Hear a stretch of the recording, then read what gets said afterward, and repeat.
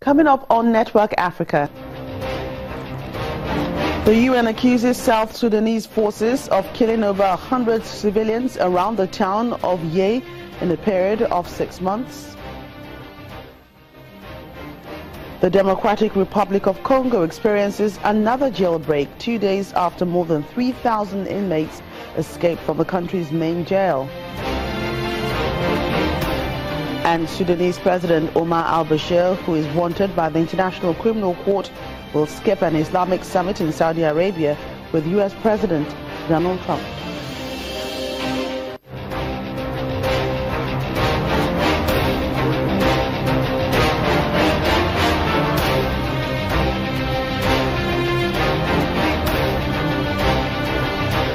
Hello and welcome to the program. I'm Joke Rogers. The UN Human Rights Office says South Sudan's pro-government forces have killed at least 114 civilians in and around Ye town between July 2016 and January 2017. The UN also accuses the soldiers of committing rape, looting and torture. It also says that the atrocities committed there may amount to war crimes.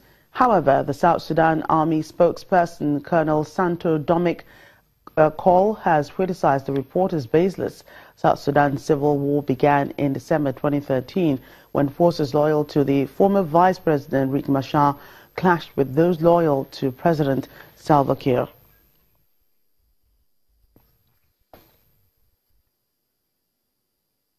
Well, reports from Libya say at least 60 people have been killed in fighting between rival forces in the south of the country. A spokesperson for the Libyan National Army, the army group, says that an airbase it controls at Brak al-Shati came under attack. A faction known as the Third Force has claimed responsibility for this attack. The area has become a focus of tensions between supporters of Libya's UN-backed government based in Tripoli and its opponents. Earlier this month, the commander of the Libyan National Army Group, Khalifa Haftar, met the head of the government in Tripoli, Fayez al-Sarraj, to try to calm the situation in the south. But the tentative truce that was reached appears to have collapsed. There's been another jailbreak in the Democratic Republic of Congo, only 2 days after more than 3,000 inmates escaped from the country's main jail. This time, about 60 people broke out of the Kasangulu prison from some 40 kilometers from the capital, Kinshasa. The jail is located in the heartland of the Bundu Dia Congo religious sect. In the previous incident, the sect's jailed leader was among those who escaped when armed men attacked the prison. The authorities are discussing the possibility of deploying the military to guard the jails. Meanwhile, Congolese authorities say they have recaptured 179 fugitives who broke out of the capital's main prison. The police in Kinshasa are arguing residents to turn in other fugitives and collaborative efforts with authorities to avoid the resurgence of criminality in the coming days. Police in Kenya say that they have found the body of a politician linked to violence in the Rift Valley region. Thomas Minito's body was found floating in Ati River, south of the capital, Nairobi. He appeared to have been struck on the head with a blunt object. Mr. Minito was arrested in March in connection with a wave of attacks on farms and safari lodges. Much of the violence has been blamed on drought-affected livestock herders who have been moving their animals into private land. But it's also said to be political as elections due in August draw closer.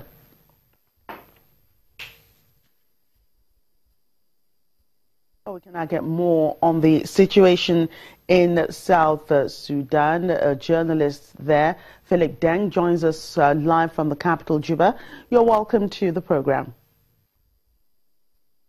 Thank you. Right, what do you make of the UN report that South Sudan's pro-government forces may have committed war crimes in the town of Ye? Well, this report is not surprising, given the previous report, which also blamed government forces and the rebels for committing some war crimes in the country. So what it indicates is that the government has not done enough to ensure that these atrocities are not repeated over the last 3 years. The South Sudan Army spokesperson has denied this report as baseless, but he also says that President Kiir has given orders to all SPLA commanders in Ye to punish soldiers who commit gender-based violence. Are you optimistic that erring soldiers will indeed be punished? Not really, because this is not the first time the government is promising to punish soldiers who might have committed crimes during the war. But we can be optimistic nevertheless, because there is a new leadership now in the army, and the new chief of general staff is considered to be somebody who is moderate, somebody who is for reform, and perhaps that may change the field, and we may be able to see some soldiers being punished. But of course, we should not place much hope on that. No soldiers have been punished for the last 3 years of this conflict. Well, so why do you think the crisis in the country has persisted despite the fact that former Vice President Machar has fled the country? Because he fled the country with his troops. The troops remain under his command. The rebel troops, I mean, they remain under his command. And that also is the reason why there's fighting in the country. Because if he fled together with the troops to South Africa, for example, we shouldn't be seeing more fighting going on. And that is why also there is reason to believe that these atrocities may not be addressed because the government feels that the soldiers are doing legitimate work, fighting anti-government forces, they could say. So if their control his forces, there is listen to him, and there is some observation that the current vice president who took over from Machar does not have the influence in the rebel camps. Finally, the UN has also been warning that a severe famine looms in South Sudan. How is the government reacting to this? The government promised to ensure that people who are affected by the famine are assisted. We haven't seen steps taken yet, but they also promised to ensure that the United Nations humanitarian agencies are given an immediate access to areas affected by the famine, because one of the reasons for this famine is that there has been no access granted to UN agencies. That's what the UN says. The government said they don't have control over the rebel forces, so they are not sure about the security that the rebels can give to the UN agencies. But of course, that is the little the government can do. Currently, South Sudan has no money, given that it depends on oil, and the global price of oil is not good. And also, the number of barrels found per day has dropped due to conflict. So we actually, the country is in an economic crisis.